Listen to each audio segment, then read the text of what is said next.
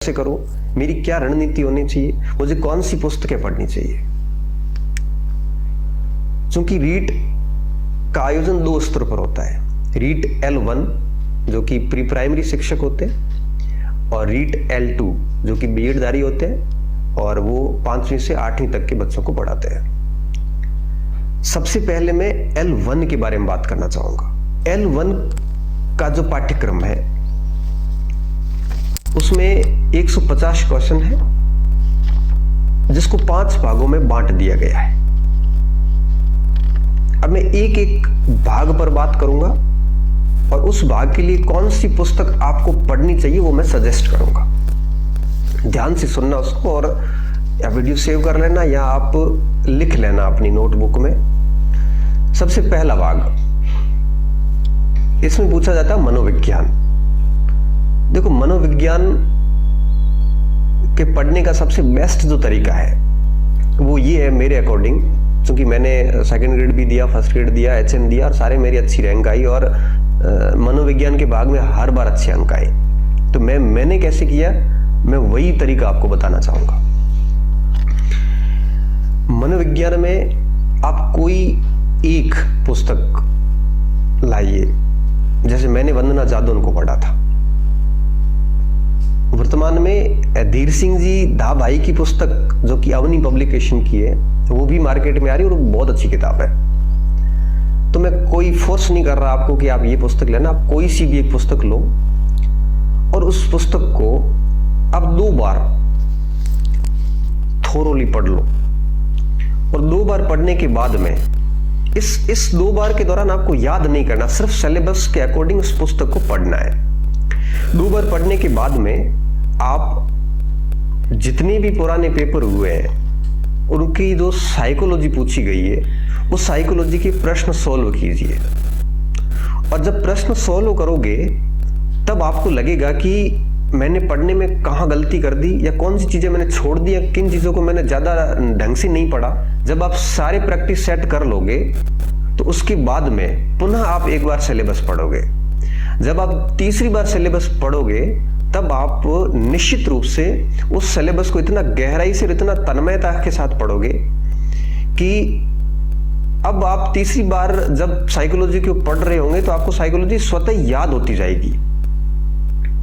और ये सिलसिला 3 या 4 बार जब आप करोगे तो साइकोलॉजी में आपको कभी दिक्कत नहीं आने वाली है। साइकोलॉजी एक ऐसा व्यवहारिक विज्ञान है जिसके लिए अपने को रटने की कोई आवश्यकता नहीं है। रटने की चीजें कौन सी है इसमें, जैसे कोई तिथि है या कोई पुस्तक का नाम है या किसी मनोवैज्ञानिक का कोई कोट है, तो उसके लिए आप 3-4 बार कोर्स करने के बाद में एक छोटी बुकलेट बना दो और उसमें वो सारे तथ्य जो है वो 4-5 पेज के लिख लो और बाकी सारी चीजें साप्ताहिक उसको रिवीजन करते रहो।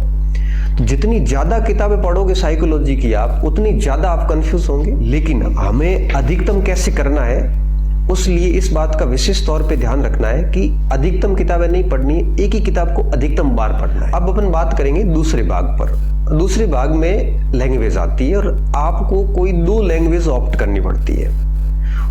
आप हिंदी संस्कृत कर सकते हो, आप हिंदी इंग्लिश कर सकते हो, कोई सी भी 2 लैंग्वेज आपको ऑप्ट करनी पड़ती है। सबसे पहले मैं बात करूंगा हिंदी की। देखो, हिंदी इतनी टफ नहीं पूछी जाती, लेकिन आपको हर सिचुएशन के लिए तैयार रहना है। मैं आपको 2 पुस्तकें सजेस्ट करना चाहूंगा हिंदी के लिए। सबसे पहली पुस्तक 9वीं 10वीं 11वीं 12वीं की एक पुस्तक आती है राजस्थान बोर्ड की, हिंदी व्याकरण की। एक ही किताब आती है, 4 क्लास की समग्र है वो। एक तो आप वो पुस्तक लाइए और उसको आप ढंग से पढ़ लीजिए। और उसके साथ साथ एक किताब राजस्थान हिंदी ग्रंथ अकादमी की राजेंद्र सिंह सिंघवी की किताब आती है। आप ये दोनों पुस्तकें लाइए और इन दोनों पुस्तकों को तरीके से पढ़ लीजिए। 2 बार, 3 बार, 4 बार, इन किताबों को जितनी बार आप दोहराव करोगे, जितनी ज्यादा बार पढ़ोगे, उतनी ये चीजें आपको याद होती जाएगी। तो आप हिंदी में ये 2 पुस्तकें पढ़िए, ये सबसे बेस्ट किताब है। उसके बाद अगर मैं बात करूं सेकंड लैंग्वेज की, तो आप इंग्लिश या संस्कृत कोई भी रख सकते हो। जहां तक इंग्लिश की बात है तो इंग्लिश के लिए आजकल इंडिया में सब कर क्या रहे हैं? ग्रो कर रहे हैं। सारे ग्रो कर रहे हैं। बहुत सारी किताबें मार्केट में हैं, तो मैं आपको कुछ मुख्य बातें बताना चाहूंगा। देखो, भाषा जो होती है ये रटने से नहीं चलती है। भाषा एक अपने आप में कौशल है, इसको अंदर से विकसित करना पड़ता है।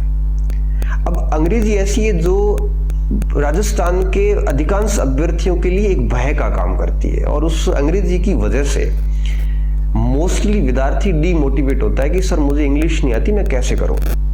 देखो, सामान्य बात है, आप 6ठी से 8वीं तक की मिनिमम बता रहा हूं, आप टेक्स्ट बुक लीजिए और उस टेक्स्ट बुक के अंदर जितनी भी वोकेब है उसको पढ़िए, उसकी सामान्य ग्रामर है जो है उसको आप सॉल्व कीजिए, और आप धीरे धीरे 6ठी क्लास से स्टार्ट करोगे और जब 8th तक पहुंच जाओगे तो आपकी इंग्लिश का एक बेस जो है ये अच्छा हो जाएगा। और जब इंग्लिश का बेस अच्छा हो जाता है तो उसके बाद आप कोई सी भी छोटी पुस्तिका मार्केट में खूब सारी मिलती है वो लेके पढ़ सकते हो।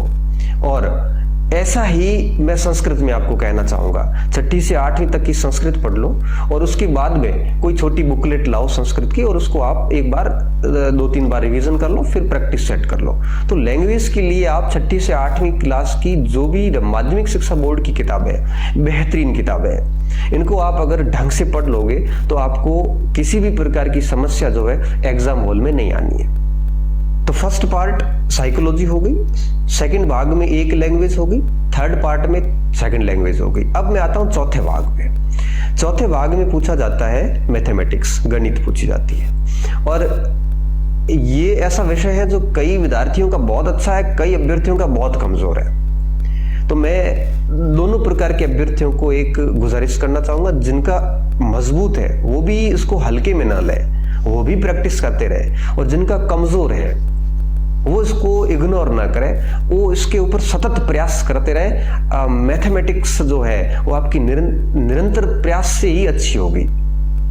इस हेतु मैं कुछ पुस्तकें बताना चाहूंगा आपको कि आपका मैथ बहुत कमजोर है, 0 पे है, तो आप सबसे पहले 6ठी क्लास की किताब, 6ठी क्लास की पुस्तक लाइए गणित की, और उसका हर एक प्रश्न, हर एक अभ्यास प्रश्न, हर एक उदाहरण सोल्व कीजिए, और इस तरह से 6ठी क्लास की सारी प्रश्नावली जो है वो सोल्व कीजिए। यहां पे एक बात विशेष तौर पे ध्यान रखना, मैथमेटिक्स में जहां कहीं आप फंस जाओ वो प्रश्न छोड़ना मत। आप अगर आप उस प्रश्न को छोड़ के और अगले प्रश्न पे चले गए तो कहीं न कहीं आपके गणित की कड़ियां छूट जाएगी और परीक्षा में आपको धोखा दे सकती है मैथमेटिक्स।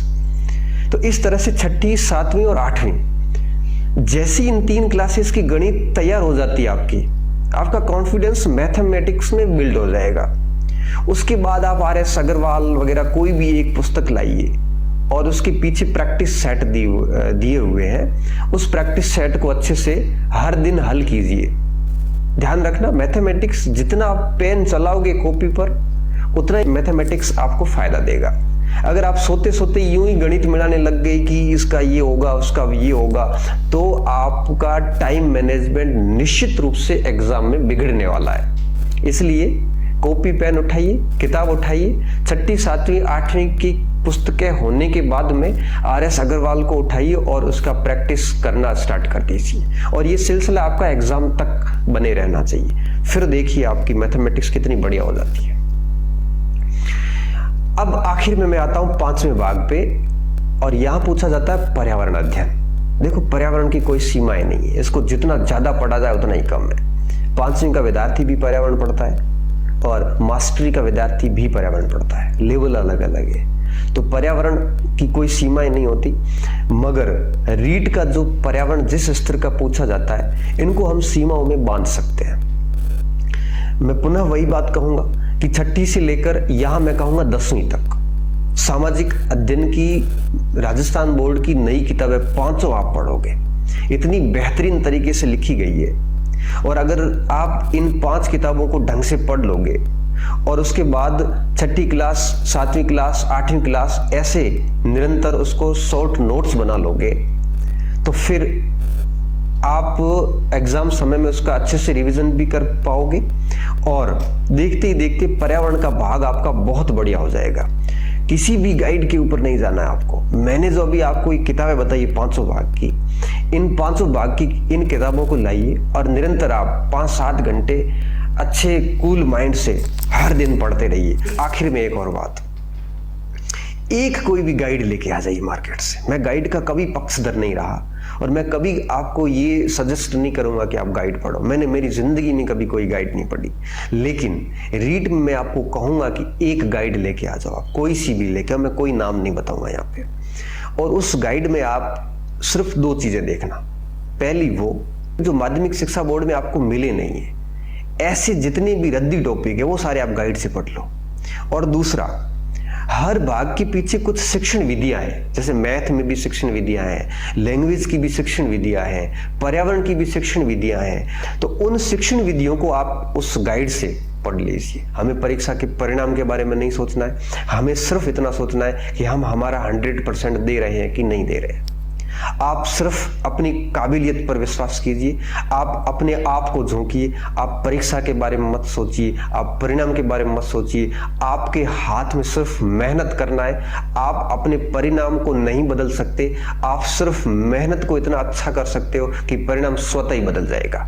बहुत सारे नकारात्मक लोग मिलेंगे आपको कि ये होता है, सेटिंग्स होती है, वो होता है। अपने लक्ष्य को बिल्कुल सामने रखते हुए निरंतर साइलेंटली मेहनत करते रहिए। साइलेंटली इसलिए कह रहा हूं कि अगर आप ये लोगों को कह दोगे कि मैं मेहनत कर रहा हूं, तो आपके ऊपर एक दुनिया की एक्सपेक्टेशंस की बिल्डिंग बन जाएगी और ये ऐसी बिल्डिंग होगी जो आपकी एक प्रकार से मॉरल को डाउन करेगी, आपके ऊपर एक काल्पनिक दबाव बनाएगी और ये दबाव आपको परफॉर्म नहीं कर